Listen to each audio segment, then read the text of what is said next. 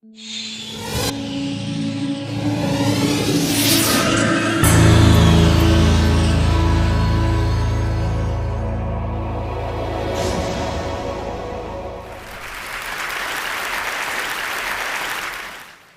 the 17th century, a woman named Giuliana Tofana had a very successful perfume business. For over 50 years, she ran it. It sort of ended abruptly when she was executed for murdering 600 men. You see, it wasn't a very good perfume. In fact, it was completely odorless and tasteless and colorless. But as a poison, it was the best money could buy. So women flocked to her in order to murder their husbands. It turns out that poisoners were a valued and feared group because poisoning a human being is a quite difficult thing. The reason is we have sort of a built-in poison detector. You can see this as early as even in newborn infants. If you are willing to do this, you can take a couple of drops of a bitter substance or a sour substance, and you'll see that face, the tongue stick out, the wrinkled nose, as if they're trying to get rid of what's in their mouth. This reaction expands into adulthood and becomes sort of a full-blown disgust response, no longer just about whether or not we're about to be poisoned, but whenever there's a threat of physical contamination from some source. But the face remains strikingly similar. It has expanded more, though, than just keeping us away from physical contaminants. And there's a growing body of evidence to suggest that, in fact, this emotion of disgust now influences our moral beliefs and even our deeply held political intuitions. Why this might be the case, we can understand this process by understanding a little bit about emotions in general. So the basic human emotions, those kinds of emotions that we share with all other human beings, exist because they motivate us to do good things and they keep us away from doing bad things. So by and large, they are good for our survival. Take the emotion of fear, for instance. It keeps us away from doing things that are really, really risky. This photo taken just before his death is actually one reason this photo is interesting is because most people would not do this, and if they did, they would not live to tell it, because fear would have kicked in a long time ago to a natural predator.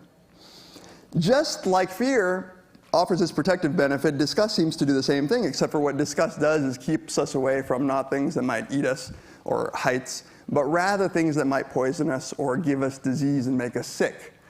So one of the features of disgust that makes it such an interesting emotion is that it's very, very easy to elicit. In fact, more so than probably any of the other basic emotions. And so I'm going to show you that with a couple of images, I could probably make you feel disgust. So turn away, I'll tell you when you can turn back. I mean, you see it every day, right? I mean, come on. Okay, turn back. So if you didn't look.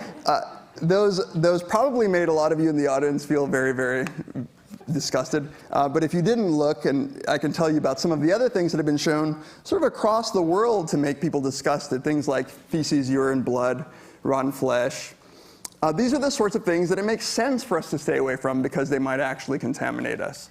In fact, just having a diseased appearance or odd sexual acts, these things are also things that give us a lot of disgust.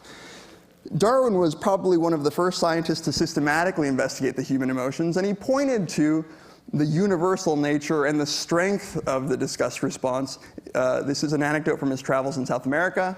In Tierra del Fuego, a native touched with his finger some cold, preserved meat while I was eating, and plainly showed disgust at its softness, while I felt utter disgust at my food being touched by a naked savage, though his hands did not appear dirty. He later wrote, it's okay, some of my best friends are naked savages. Well, it turns out it's not only old-timey British scientists who are this squeamish. I recently got a chance to talk to Richard Dawkins for a documentary, and I was able to discuss him a bunch of times. Here's my favorite. We've evolved around courtship and sex, are attached to deep-rooted emotions and reactions that are hard to jettison overnight. So my favorite part of this clip is that Professor Dawkins actually gagged. He jumps back and he gags, and we had to do it 3 times, and all 3 times he gagged. And he was really gagged. I thought he might throw up on me, actually. One of the features, though, of disgust is not just its universality and its strength, but the way that it works through association. So when one disgusting thing touches a clean thing, that clean thing becomes disgusting, not the other way around. This makes it very useful as a strategy if you want to convince somebody that an object or an individual or an entire social group is disgusting and should be avoided. The philosopher Martha Nussbaum points this out in this quote: "Thus throughout history, certain disgust properties, sliminess, bad smell, stickiness, decay, foulness, have repeatedly and monotonously been associated with Jews, women, homosexuals, untouchables, lower class people. All of those are imagined as tainted by the dirt of the body." Let me give you just some examples of how, some powerful examples of how this has been used historically. This comes from a Nazi children's book published in 1938. Just look at these guys, the louse-infested beards, the filthy protruding ears, those stained fatty clothes. Jews often have an unpleasant Swedish odor. If you have a good nose, you can smell the Jews. A more modern example comes from people who try to convince us that homosexuality is immoral.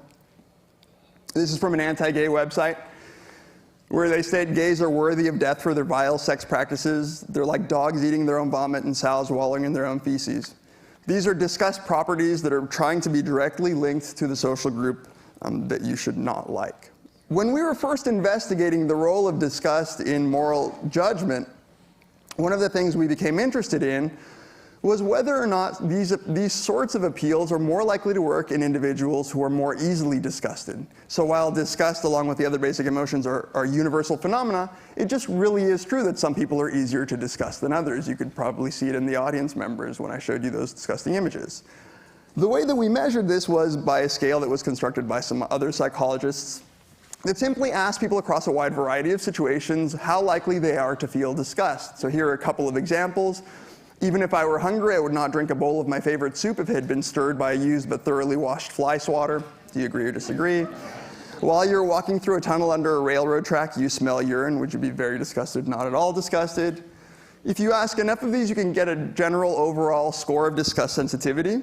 It turns out that this score is actually meaningful when you bring people into the laboratory and you ask them if they're willing to engage in safe but disgusting behaviors like eating chocolate that's been baked to look like dog poop, or in this case, eating some mealworms that are perfectly healthy but pretty gross. Your score on that scale actually predicts whether or not you'll be willing to engage in those behaviors. The first time that we set out to collect data on this and associate it with political or moral beliefs, we found a general pattern. This is with the psychologists Yoel Inbar and Paul Bloom, that in fact, across 3 studies, we kept finding that people who reported that they were easily disgusted also reported that they were more politically conservative.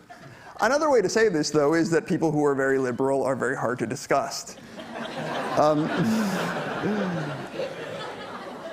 In a more recent follow-up study, we were able to look at a much larger sample. In this case, this is nearly 30,000 US respondents. And we find the same pattern. As you can see, people who are on the very conservative side of answering the political orientation scale are also much more likely to report that they're easily disgusted. This data set also allowed us to statistically control for a number of things that we knew were both related to political orientation and to disgust sensitivity. So we were able to control for gender, age, income, education, even basic personality variables, and the result stays the same. When we actually looked at not just self-reported political orientation, but voting behavior, we were able to look geographically across the nation. What we found was that in regions in which people reported high levels of disgust sensitivity, McCain got more votes. So it not only predicted self-reported political orientation, but actual voting behavior. And also we were able, with this sample, to look across the world. 121 different countries, we asked the same questions. And as you can see, this is 121 countries collapsed into 10 different geographical regions. No matter where you look, what this is plotting is the size of the relationship between disgust sensitivity and political orientation. And no matter where we looked, we saw a very similar effect. Other labs have actually looked at this as well using different measures of disgust sensitivity. So rather than asking people how easily disgusted they are, they hook people up to physiological measures, in this case skin conductance. And what they've demonstrated is that people who report being more politically conservative are also more physiologically aroused when you show them disgusting images like the ones that I showed you. Interestingly, what they also showed, and a finding that we kept getting in our previous studies as well, was that one of the strongest influences here is that individuals who are very disgust sensitive not only are more likely to report being politically conservative, but they're also very much more opposed to gay marriage and homosexuality and pretty much a lot of the socio-moral issues in the sexual domain. So physiological arousal predicted in this study attitudes toward gay marriage.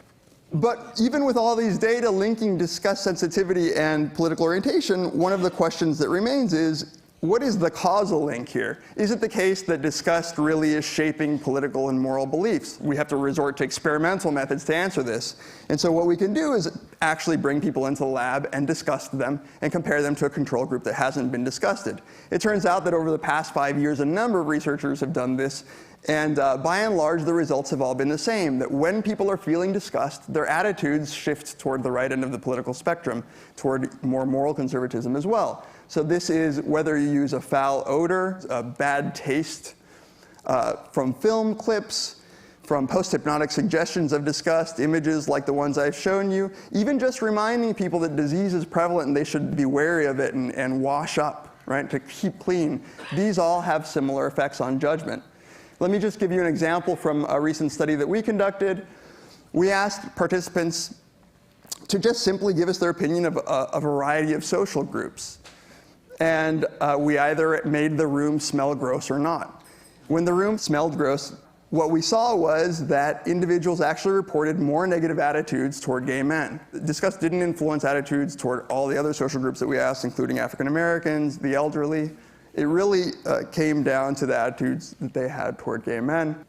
In another set of studies, we actually simply reminded people, this was at a time when the swine flu was going around, we reminded people that in order to prevent the spread of the flu, that they ought to wash their hands. For some participants, we actually had them take questionnaires next to a sign that reminded them to wash their hands. And what we found was that just taking a questionnaire next to this hand sanitizing reminder made individuals report being more politically conservative. Right? And when we asked them a variety of questions about the rightness or wrongness of certain acts, what we also found was that simply being reminded that they ought to wash their hand made them more morally conservative. In particular, when we asked them questions about sort of taboo but fairly harmless sexual practices, just being reminded that they ought to wash their hand made them think that they were more morally wrong. Let me give you an example of what I mean by harmless but taboo sexual practice. We gave them scenarios. One of them said a man is house sitting for his grandmother.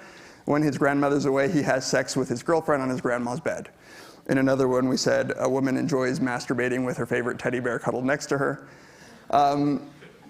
People find these to be more morally abhorrent if they've been reminded to wash their hands.